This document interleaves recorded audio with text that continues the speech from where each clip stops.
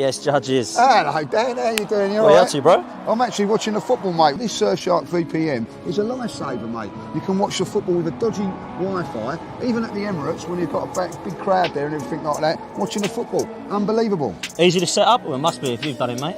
Oh, very, very funny. Even abroad you can watch all your favourite programmes. It's like being at home, mate. And that's exactly what you guys can do too. Click the link in the description for Surfshark VPN. Yes, people, welcome back. Good afternoon, good morning, good evening, wherever you are. Make sure you do me a favor and check out Surfshark VPN. The link is in the description. All you got to do is click it and go and get yourself exactly that. Make sure you do. Me and Judges are all over it. So that means you guys need to be too as gooners. It's fantastic when you're abroad, man. It really is just like being at home watching the TV, which of course I know all you football fans love when you're on the beach watching Sky Sports News. So make sure that you do that and download it. All you got to do is click the link. It's all there for you. It's pinned in the comments. It's in the description of the video as well. So make sure you go download that and get the VPN that you need so that you can go watch all of your programs. That, of course, are your favorites, including sport. There's breaking news. There's news. We're going to talk about who's signing, who's not signed a deal for Arsenal. Excuse me.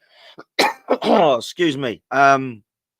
So we are going to talk a little bit about the new deal. We're going to talk a little bit about who else might be signing for Arsenal, which is a little bit of a surprise, a little bit of a shock for some people. So we're going to be talking about that as well. And of course, make sure you do me a favor first before you do anything else. Click on the link in the description. Make sure you get Surfshark VPN. Hit the like on this video. Subscribe to the video. Join as a member. Make sure that you get one of these behind me, because in the description you will see that there is, of course, the beautiful canvas. If you email Russell Hogg at Russell Hogg Photography, he will be able to get you one of those. Just say, I know Dan Potts, I'm a gooner, and I'd love one of them, and he'll sort you out. He's got them in red and white as well, not just yellow and blue. So make sure that you go and sort that out as well. And if you do like a bet, it's Cheltenham this week, so make sure that you do go over to Bread and Honey Bets on the Patreon, because they will be able to sort you out some tips, and they've done well so far, to be fair. So I'm a happy boy.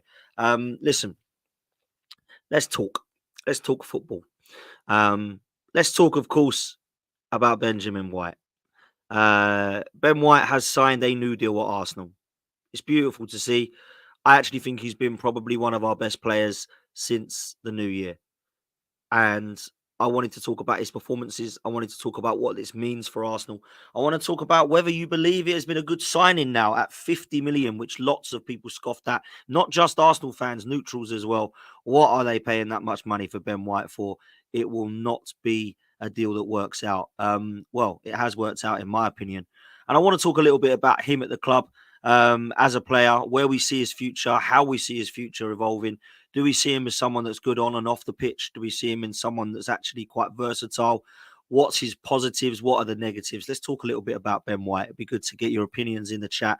Anything you want to ask me, make sure that you do that. Whack it in the chat. Put a question on it. A little Q will do, or a big Q, so that I know it's a question, and we'll try and take some of your questions as well. And of course, if it's a super chat, it will go to the front of the queue. Now, excuse my voice. I've got a bit of a bad voice and still a bad cough. And no, it's not from screaming the other night.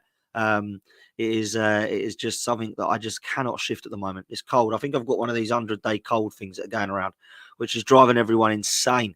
So let's make sure that we are looking after ourselves, people, because there's a lot going around. Take your vitamins, eat your fruit and veg, make sure you're drinking plenty of water, because trust me, there's some colds and flus going around, that is for sure. Okay, once you've liked and subscribed, we can talk football, which means you must have done that by now. Let's talk Arsenal. Let's talk Ben White. When we signed Ben White, I wasn't over the top with the price, but I was like, wow, that's a risk. Now, I understand there's English tax on it. I understand he was the next up-and-coming centre-half at the time that Gareth Southgate was looking at, if you remember, over at the Euros. And there was a few of the England international teammates saying, I didn't realise how good he was. Now, I'm going to take you back 4 seasons, right? Sounds mad now, doesn't it? But I'm going to take you 4 to 5 seasons back. I did a channel before I run this show, which was Same Old Arsenal, which some of you will remember. And I used to do weekend previews. I used to do something called the Potts Preview. And Leeds were in the league at that time. Leeds were not in the league at that time. We got them in the FA Cup. Okay. And I had a guy called on with me called Chris Ramsey. Big up to Chris. And I just said to him, look, who's your players at the moment that we might want to have a look at? Who do you think's up and coming? And he said the two that we're playing for England are Ben White and Calvin Phillips. And I looked at him and I thought, oh, all right. I didn't want to go in on him, but I said to myself, okay, they must be good, but really, you're in the Championship. I don't think we'll be looking at players from the Championship at Leeds, but maybe I'm wrong. And I was. Calvin Phillips and Ben White are two players that have now played for England. And 4 or 5 years ago, when he brought that up, I thought, load of rubbish. Now, Calvin Phillips went on to do brilliant things at Manchester. Well, I say brilliant things at Manchester City. He's not got into the team, but obviously he's won trophies there. And Ben White went back to Brighton. Now, Leeds fans were absolutely gutted. They couldn't believe they got him on loan from the Championship. They really could not believe it. And I remember talking to them thinking, what is it about Ben White that you like so much? And they just said everything. We absolutely love everything. Now, Liverpool were linked with him that year. And he said if he goes next to Van Dijk, they won't concede a thing. So they were really bigging him up.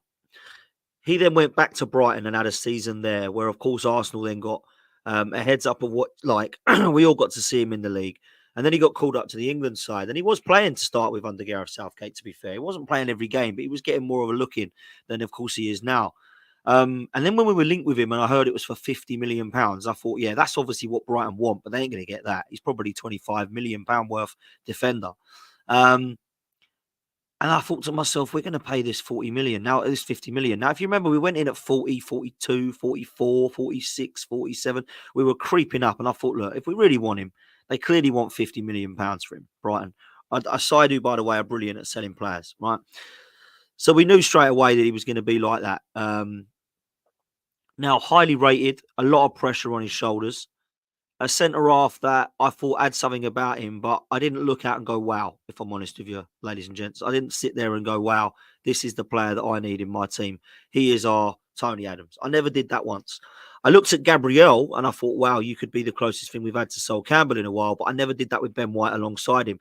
And if you remember, the partnership actually was quite a good one. It wasn't one that I looked at and thought was solid every game. We conceded goals, but at the time, we weren't the same Arsenal that we are now. We were still building. And Ben White was one of the first players that we actually took alongside Gabriel in that back line. If you remember at the time, we had different players in and around that side. Hector Bellerin was still here, I think, at right back. We obviously at left back had Kolasinac and Kieran Tierney that was brought in from Unai Emery. So it was a bit of a different back line then. But I looked at what Ben White had about him, and it was always more of his off-the-field stuff that I liked. I loved the fact that it was on the Amazon documentary, laughing the fact that everyone had called him shite for 50 million. I loved the fact that against Anfield, when Minamoto put that ball over, that he was just laughing in his face. I always saw that shithousery about him, but I never really was convinced of him as a centre-back. When we moved him to right back, I saw him play at right back at Stamford Bridge when we beat them 4-2 with Eddie Nketiah's goals. And Rob Holding played at centre back that day, and Ben White played at right back, and the pair of them looked like they'd never played together in their life. And I thought, oh my God, what are we trying to do here? This looks like Tweedledee and Tweedledum.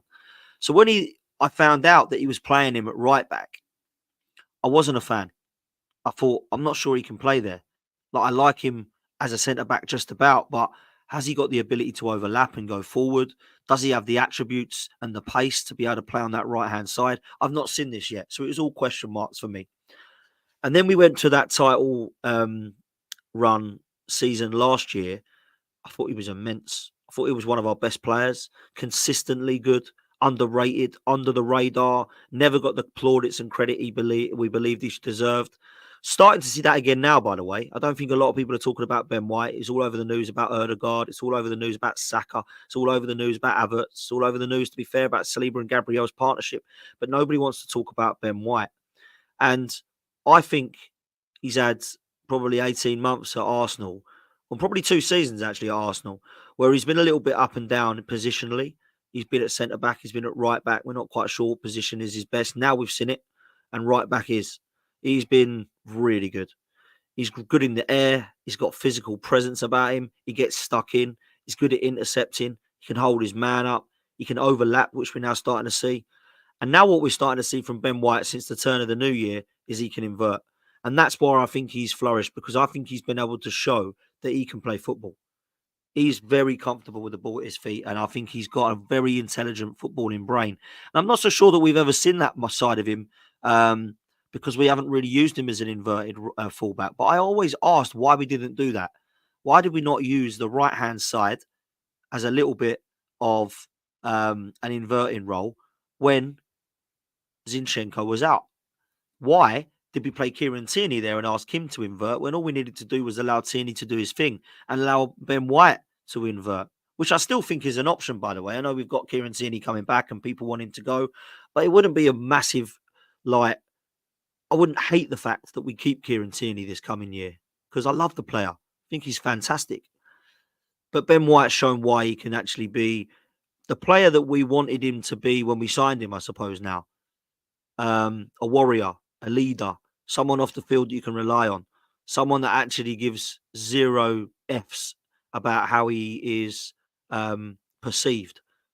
He's come out and said at times in interviews, I don't really know football, don't really like it. It's just my job. I'm not really sure of the history of clubs. Doesn't really bother me.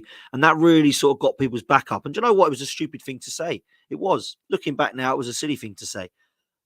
I don't really care if you're doing it on the pitch. And at the moment he is. He's proving why people are looking at him right now going, wow, this is the player that I really want to see in an Arsenal shirt. And he was part of one of our best summer windows, if I'm honest, when I look back now.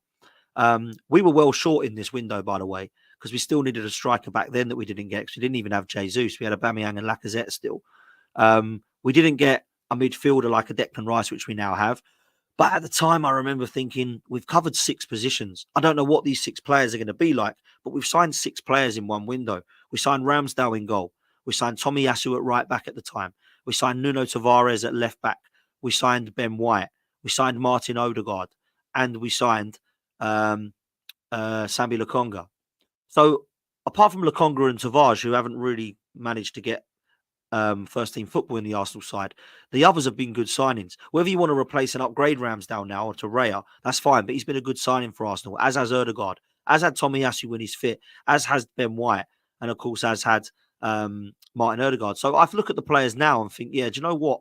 Like, that summer was absolutely pivotal and vital to where we are now. And I think Ben White is probably done him the world of good that he was signed alongside those names, because for £50 million, people will look now and go, oh, that's a lot of money in this day and age for a centre-half. But if you look round now, it's actually not so bad, because Harry Maguire was 80 million.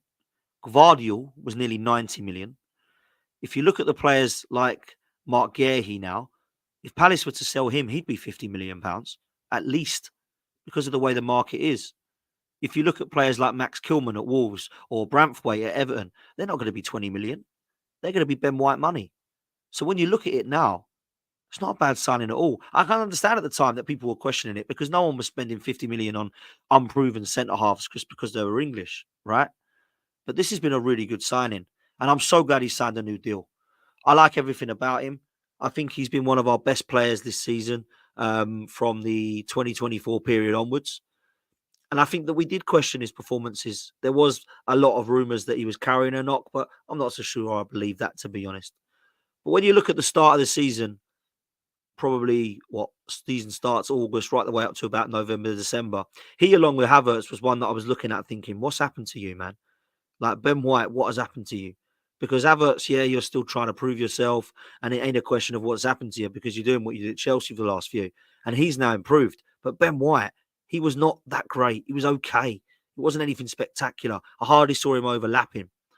And I do put that down to now, maybe a little bit of him, but actually I think I put a lot of it down to the way we were playing.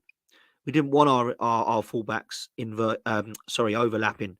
There was only Zinchenko that we had. Partey was playing at right back at some times at the start of the season, if you remember.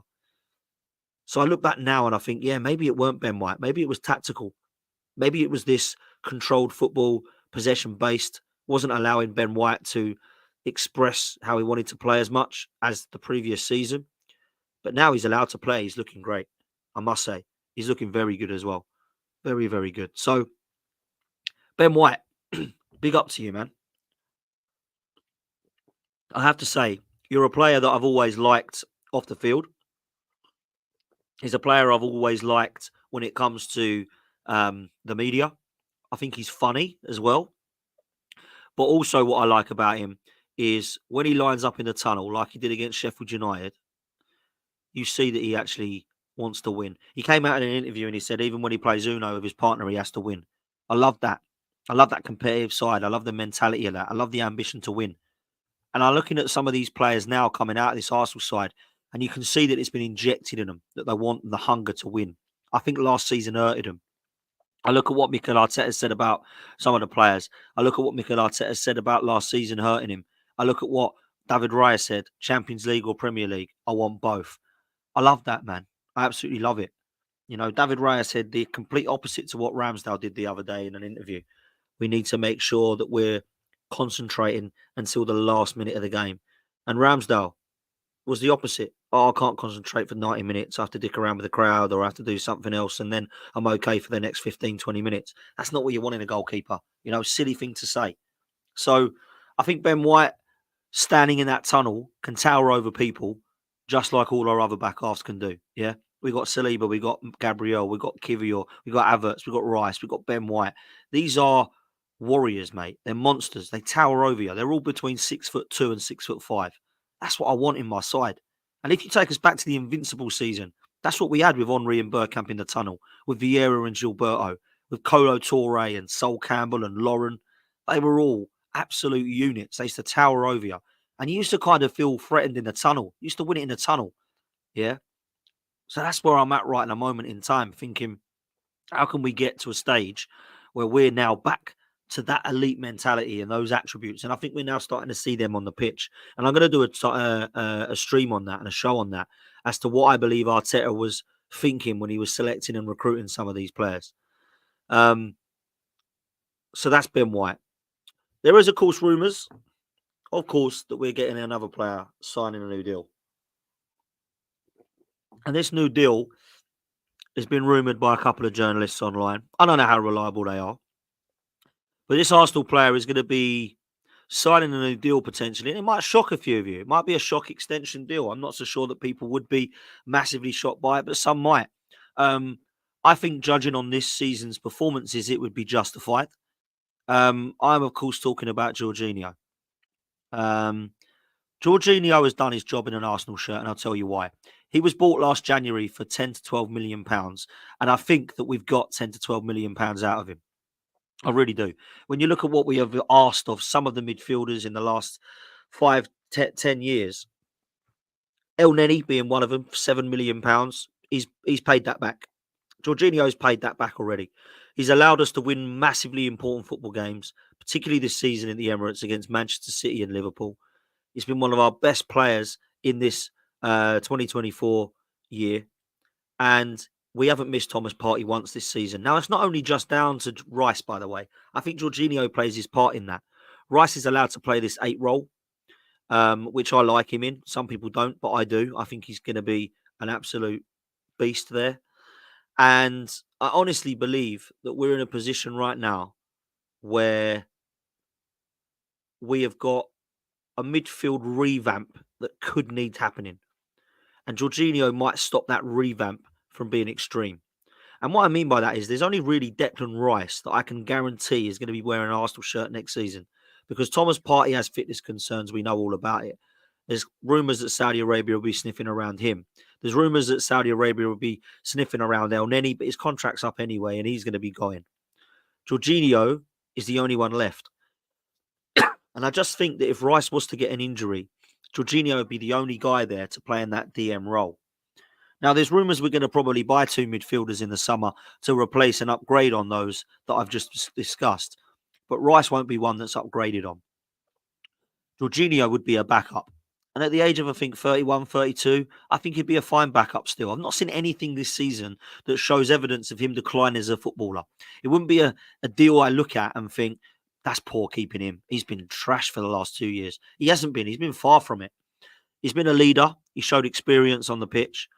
Everybody that talks outside of the club says what a great player and what a great guy that he is and how he helps. Brings a lot of calm to the team.